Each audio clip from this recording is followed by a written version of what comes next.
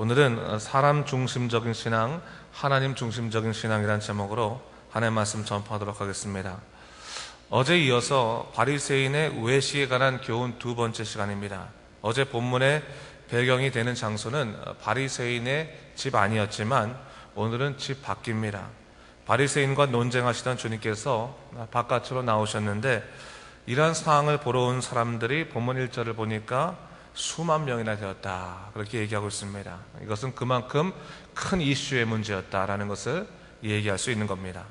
자, 오늘 주님께서는 본격적으로 바리새인의 외식을 지적하시면서 그들의 외식을 누룩이다, 이렇게 말씀하셨습니다. 이 누룩은 반죽이나 액체 같은 것을 발효시키기 위해서 쓰는 우리 물질이죠. 다 알고 있죠. 여기서는 순식간에 그들의 잘못된 신앙의 모습들을 다른 사람들에게 전파한다, 전염시킨다, 그런 의미에서 사용한 것입니다. 자, 외식이란 말을 우리 한번 생각해 볼 필요가 있는데요. 우리가 한국말 외식 말고 이 성경에 나타난, 오늘 본문에 나타난 외식이란 말의 헬라어적인 표현은 히포크리세이라고 하는 표현을 갖고 있습니다. 이 말은 뭐냐면 당시 헬라 연극에서 사용되던 역을 맞을 때 맞는 것을 의미하는 것입니다. 한마디로 연기를 맞다라는 그런 뜻을 갖고 있습니다. 한마디로 배우가 연기를 하는 것을 의미하는 것인데, 주님께서는 이 바리새인들의 신앙생활을 보면서 야, 너희들이 하는 것은 연기를 하고 있는 거구나 라는 것을 얘기하고 있는 겁니다. 속은 변하지 않으면서 마치 겉만 변한 것처럼 사람들을 속이고 있는 것이고, 그래서 주님께서는 그들을 책명하시기를 너희가 하고 있는 신앙생활은 지금 진짜 신앙생활이 아니라 가짜다, 진짜를 가장한 가짜를 행하고 있다라고 하는 것을 얘기하고 있는 겁니다. 그러면서 한 걸음 더 나아가서 많은 사람들에게 권면하시기를 이러한 외식적인 신앙은 순식간에 누룩처럼 퍼져나갈 수 있기 때문에 조심하라. 특히 제 아들에게 너희들은 조심해야 된다. 겉으로만 신앙이 있는 척하면서 행동하는 것이 얼마나 위험한 것인지를 알아야 된다라는 것을 얘기하고 있는 것이죠. 자, 바로 이 누룩이 순식간에 퍼져나가는 것처럼 외식적인 신앙도 신앙 공동체를 위협할 수 있는 아주 무서운 영적 대적임을 주님께서는 경고하고 계신 것입니다. 근데 여러분, 우리가 좀 한 가지 알아야 될 사실이 있습니다. 이 바리새인들의 신앙생활이요, 처음부터 외식적이지는 않았을 것이라는 사실입니다. 분명히 그들도 처음에는 하나님을 향한 신실한 그런 믿음의 모습들을 가지고 있었을 겁니다. 그런데 문제는 뭡니까? 그들의 신앙이 점점 관습화가 되고, 또한 그들의 사회적 지위가 높아지고 권력과 그것이 연결되기 시작하면서 어느 순간에 그 알맹이는 빠져나가고 겉모양만 추구하는 외식적인 모습으로 변질되었다고 하는 사실입니다.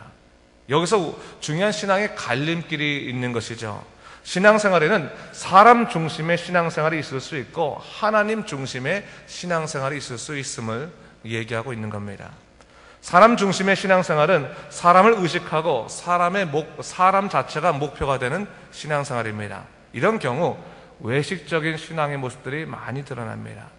여러분, 신앙생활 하실 때요, 때때로 우리가 멘토가 필요하지 않겠습니까? 멘토가 필요할 텐데 영적인 멘토를 갖는 것은 좋은 일입니다. 하지만 분명히 알아야 될 것은요, 내가 저 사람처럼 믿음 생활을 하고 싶다고 저 사람을 나의 신앙의 목표로 둬서는 안 된다는 거예요. 위험한 일입니다. 이것도 일종의 우상이 될 수 있는 겁니다. 이 사람이란 존재가요, 언제나 불완전합니다. 그러게 아무리 영적으로 뛰어나 보이는 사람이라 할지라도 하나님 보시기에는 불완전한 죄인일 뿐입니다. 우리가 죄인이 아니라 의인이 될 수 있는 일은 오직 예수 그리스도로 말미암아 십자가의 은혜로 죄를 대속받는 것밖에 없습니다. 그렇기 때문에 여러분, 사람을 신앙의 목표로 삼으면 우리는 실족할 일밖에 없습니다. 그것을 알아야 되는 거예요. 뿐만 아닙니다.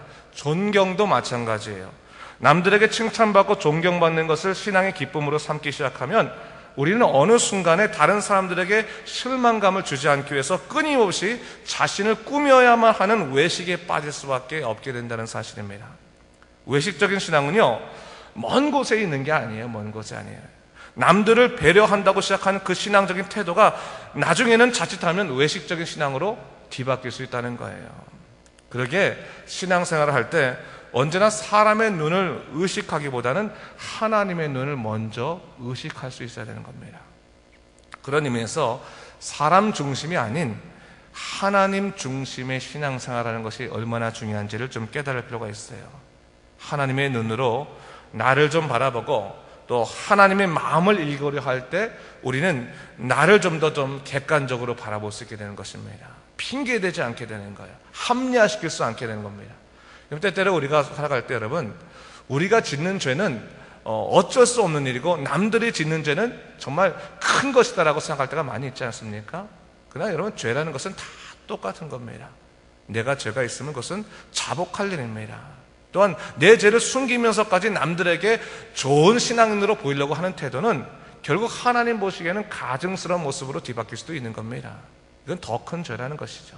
그렇기 때문에 여러분, 항상 하나님과 나와의 관계 속에서 하나님 중심의 믿음 생활, 하나님의 눈에 나는 어떻게 보일 것인가, 하나님의 마음 가운데서 나는 지금 어떤 존재인가, 또한 하나님의 계획하심 속에서 나는 어떻게 걸어갈 것인가, 하나님 중심의 믿음 생활 하려고 노력할 때 우리는 사람 중심의 그러한 사고에서부터 벗어나서 하나님 중심적인 생각을 가질 수 있게 된다는 것입니다.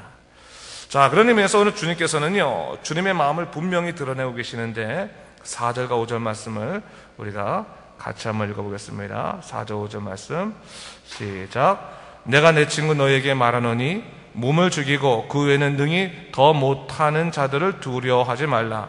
마땅히 두려워할 자를 내가 너에게 보이리니 곧 죽인 후에 또한 지옥에 던져 넣는 권세 있는 그를 두려워하라. 내가 참으로 너에게 이르노니 그를 두려워하라 했어요. 뭘 얘기하고 있는 겁니까? 아무리 지금 힘세 보이고 무서워 보인다 할지라도 사람은 사람일 뿐이다. 사람을 두려워하지 말라. 누굴 두려워하라는 거예요?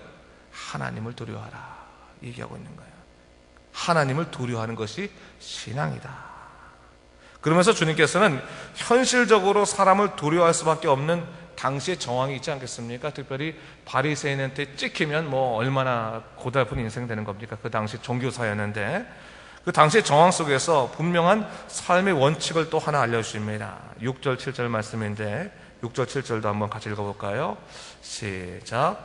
참새 5마리가 두 아사리온에 팔리는 것이 아니냐. 그러나 하나님 앞에는 그 하나도 잊어버리시는 바 되지 아니하는도다. 너에게는 심지어 머리털까지도 다 세신 바 되었나니 두려워하지 말라. 너희는 많은 참새보다 더 귀하니라 하셨어요. 하나님께서 당신의 사람들을 기억하시는데 두 아사리온에 팔리는 참새 5마리 중에서 한 마리도 잊지 아니하신다라는 것을 얘기하고 있습니다. 이 아사리온이라고 하는 것은요, 당시 하루 일꾼 품삯이었던 데나리온, 한 데나리온의 16분의 1 정도 되는 가치입니다. 그래서 여러분, 오늘날 우리가 하루 일당을 정말로 크게 봐서 한 2만 페소라고 한번 생각한다면 2만 페소의 16분의 1이면 1250원 정도 돼요. 1250원이 참새 5마리니까 한 마리면 얼마큼 되겠습니까? 약 250페소 정도 되는 겁니다. 그 250페소 어떻게 보면 우리 쉽게 그냥 버릴 수 있는 돈이 될 수도 있겠지만 하나님께서는 뭘 얘기하는 거예요? 아무리 너희가 생각하는 작은 가치라도 할지라도 내가 너희를 잊지 않겠다라고 얘기하고 있는 거예요. 또한 너희가 머리털이 많은데 머리털 한두 개 뽑히는 거 그게 우린 대수롭지 않게 생각할 때 있는데 머리털까지도 세신 바 되는 내가 그 관심을 너에게 갖고 있다라는 것을 얘기하고 있는 거죠. 그러니까 하나님께서 뭘 얘기하고 계신 거예요? 너희가 정말로 관심 가질 것은 바로 나다. 하나님이시다. 그것을 얘기하고 있는 거예요. 사람에게 관심을 두지 말아라. 사람에게 관심을 두는 것은 결국 우상적인 신앙으로 바뀔 수 있으니까, 외식적인 신앙으로 바뀔 수 있으니까 하나님만 바라봐라. 하나님 중심의 믿음 생활하라 라는 것을 분명히 얘기해 주고 있는 겁니다. 여러분, 신앙생활 할 때요, 사람들에게 자신의 가치를 높이려고 해봤자 그것은 하나님께서 기뻐하지 아니하시는 것이고, 비록 사람들의 눈에 띄지 않는다 할지라도 하나님만을 생각하고 주님의 뜻을 행하려고 한 사람들에게는 주님께서 절대로 그를 잊지 아니하시고 인도하신다는 사실 여러분 잊지 마시기 바랍니다. 하나님의 마음을 생각하는 믿음 생활을 할 수 있어야 되는 거예요, 여러분. 여러분, 우리가 믿음 생활하다 보면요, 하나님의 마음을 자꾸 생각하지 않고 자꾸 내 마음을 묵상할 때가 있고, 그렇지 않습니까? 내 고단한 마음에 그냥 빠져드는 거예요.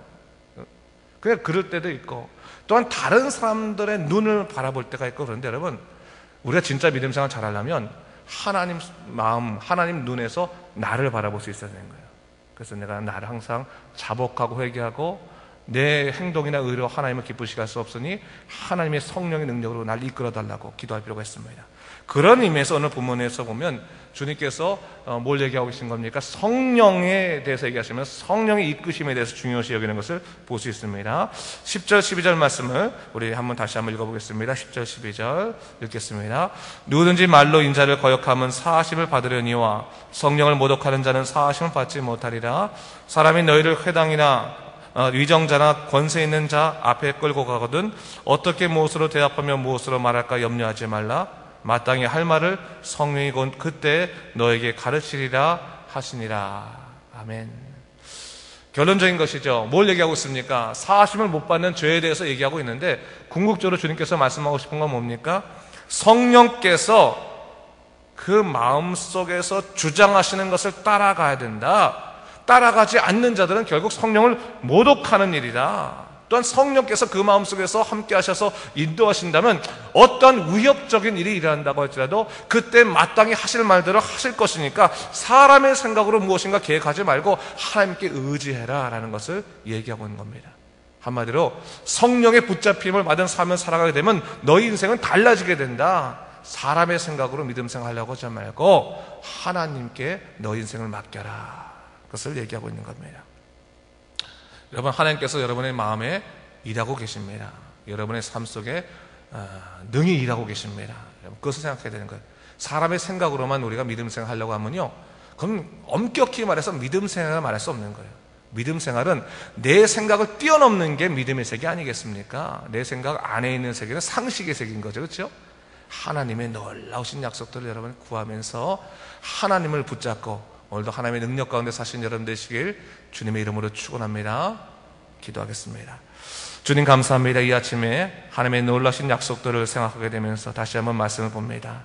주여, 거룩하신 주님을 붙잡고 살아가게 도와주시고 외식적인 그런 믿음 생활이 아니라 진정한 믿음 생활, 참된 하나님 중심의 믿음 생활 할 수 있도록 주여 이끌어 주시옵소서. 감사드리며 예수님 이름으로 기도드립니다. 아멘.